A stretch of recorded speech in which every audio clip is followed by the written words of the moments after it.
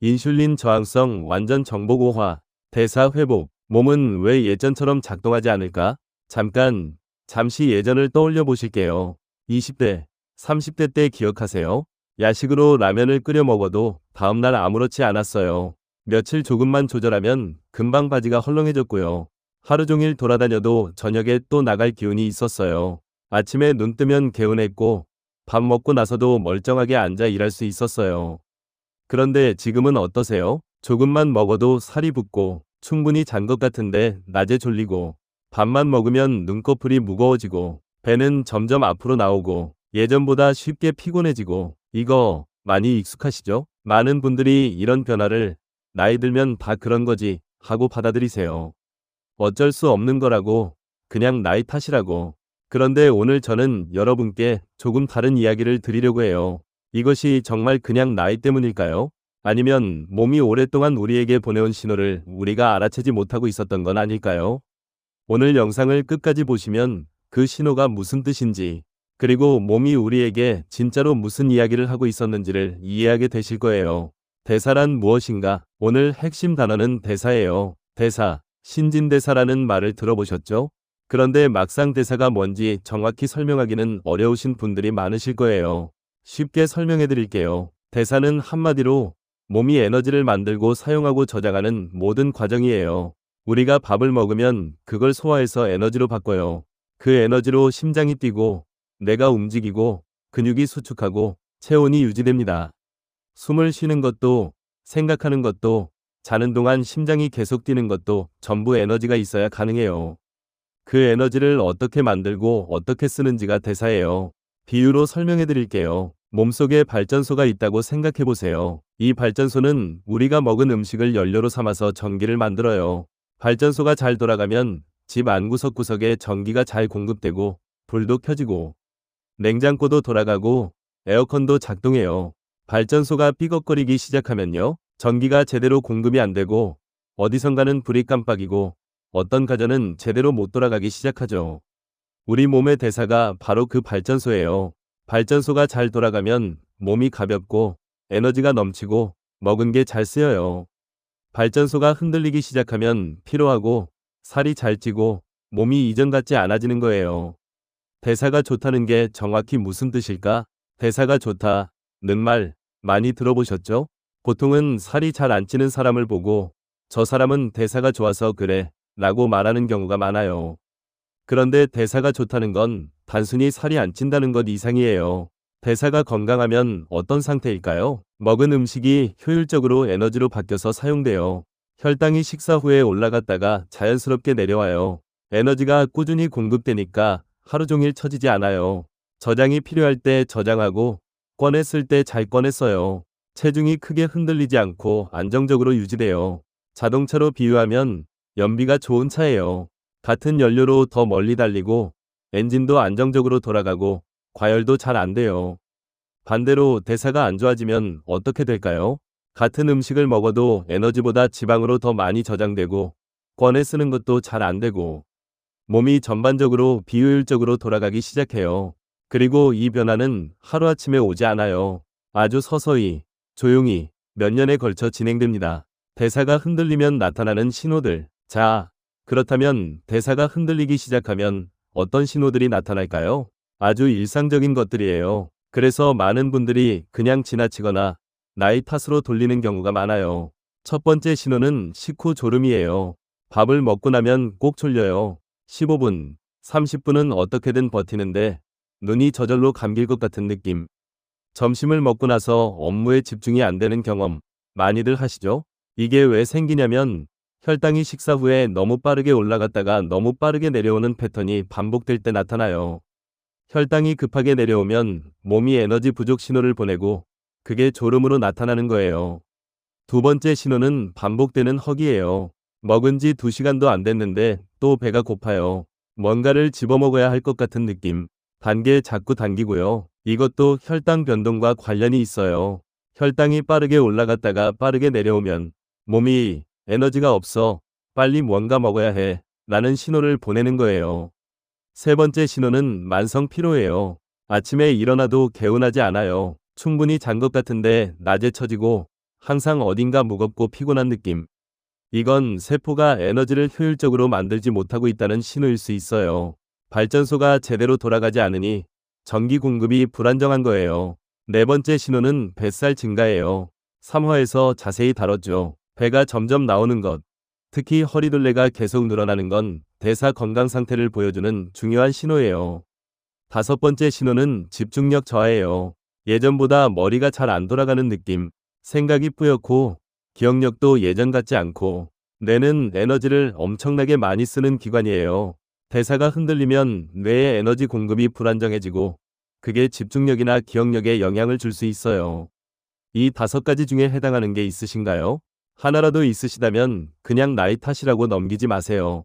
몸이 뭔가를 이야기하고 있는 거예요. 현대인은 왜 대사가 흔들리기 쉬울까? 그렇다면 왜 현대인들은 이런 변화가 이렇게 흔해졌을까요?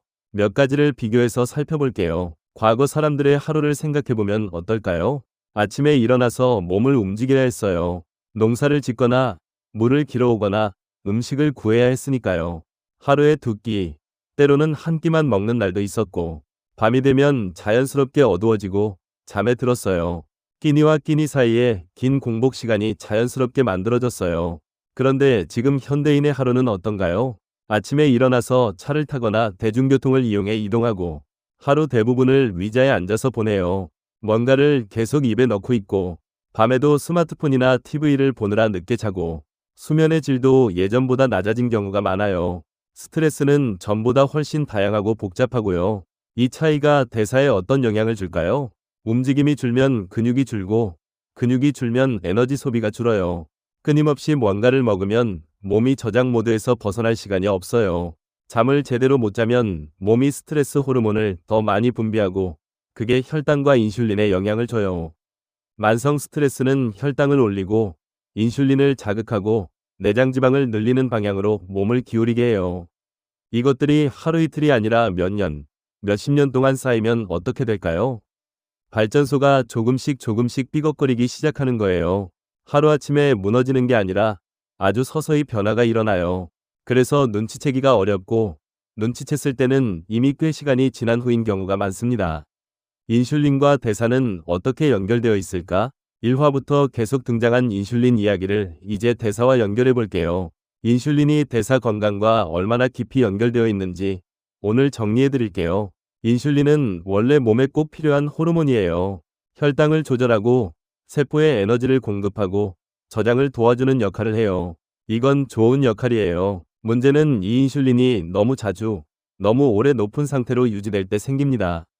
비유를 들어드릴게요. 초인종이 집에 있다고 생각해 보세요. 처음에 초인종이 울리면 누구세요? 하고 바로 달려가요. 그런데 하루에 수십 번씩 계속 울리면 어떻게 될까요? 또 울리네. 이번엔 그냥 무시해야지 하고 점점 반응이 둔해지죠. 나중에는 울려도 아예 나가지 않는 날도 생기고요. 세포가 인슐린에 반응하는 방식도 비슷해요. 인슐린이 하루 종일, 매일, 몇 년간 계속 높은 상태가 반복되면 세포가 서서히 무뎌집니다. 또 인슐린이 왔네. 이번엔 좀 천천히 반응해야지 하고 문이 예전만큼 잘 열리지 않게 돼요. 그러면 췌장은 어떻게 할까요? 아, 왜 혈당이 안 내려가지? 인슐린을 더 보내야겠다 라고 판단하고 인슐린을 더 많이 만들어내요. 인슐린이 더 많이 나오면 세포는 더 무뎌지고 세포가 더 무뎌지면 인슐린이 더 많이 필요하고 이 악순환이 반복되기 시작하는 거예요. 그리고 인슐린이 만성적으로 높은 상태에서는 어떤 일이 일어날까요? 지방을 꺼내 쓰기가 어려워져요. 에너지가 효율적으로 사용되지 못해요. 지방 저장이 계속 이루어지고요. 몸의 여러 시스템이 조금씩 영향을 받기 시작해요. 이게 바로 대사가 흔들리는 핵심 메커니즘 중 하나예요. 인슐린이 제 역할을 못하게 되면 발전소 전체가 삐걱거리기 시작하는 거예요. 이 상태를 다음 화에서 본격적으로 다룰 인슐린 저항성이라고 해요. 오늘은 이 연결고리만 이해하고 넘어가세요. 대사가 회복되면 어떤 변화가 찾아올까? 자, 이제 희망적인 이야기를 해볼게요. 대사가 회복되기 시작하면 어떤 변화들을 경험할 수 있을까요? 많은 분들이 실제로 경험하신 내용들을 이야기해 드릴게요. 가장 먼저 느끼는 변화 중 하나가 식후 졸음이 줄어드는 것이에요. 밥 먹고 나서도 멀쩡하게 앉아서 일할 수 있게 되는 거예요. 이게 처음에는 오늘은 왜 안 졸리지? 하고 이상하게 느껴지실 수도 있어요. 두 번째는 허기 패턴이 달라지는 것이에요. 밥 먹고 2시간도 안 됐는데 배고프던 게 어느 순간 4시간, 5시간이 지나도 괜찮아지기 시작해요. 단계 당기는 것도 줄어들고요. 세 번째는 에너지가 더 꾸준해지는 것이에요. 아침에 일어났을 때 좀 더 개운하고 낮에 처지는 시간이 줄고 하루가 좀 더 일정하게 느껴져요. 네 번째는 허리둘레가 서서히 줄어드는 것이에요. 체중계 숫자보다 이 변화가 먼저 오는 분들도 많아요. 바지가 조금 헐렁해지는 느낌이요. 다만 한 가지 꼭 말씀드리고 싶은 게 있어요. 이런 변화가 모든 분께 똑같이 같은 속도로 오는 건 아니에요. 지금 건강 상태가 어떤지, 얼마나 오랫동안 대사가 흔들려 왔는지에 따라 개인차가 있어요. 그래서 특정 기간 안에 얼마만큼 달라진다고 단정하기는 어려워요. 하지만 방향은 분명해요. 몸은 회복하는 쪽으로 반응하기 시작한다는 거예요. 몸은 생각보다 회복을 원하고 있다. 여기서 아주 중요한 이야기를 하나 드리고 싶어요. 많은 분들이 자신의 몸을 어떻게 생각하세요? 내 몸은 원래 이래. 이미 망가진 거야. 나이 들어서 이제 어쩔 수 없어. 이런 생각을 하고 계신 분들이 꽤 많으실 거예요. 그런데 사실 우리 몸은 항상 균형을 향해 움직이려고 해요. 몸은 원래 회복하도록 설계되어 있어요.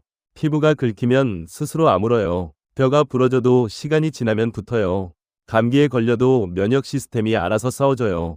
대사도 마찬가지예요. 우리가 몸에게 기회를 주면 몸은 스스로 회복하려고 해요. 우리가 그동안 한 건 어떤 면에서는 몸이 회복할 기회를 주지 않은 것과 비슷할 수 있어요.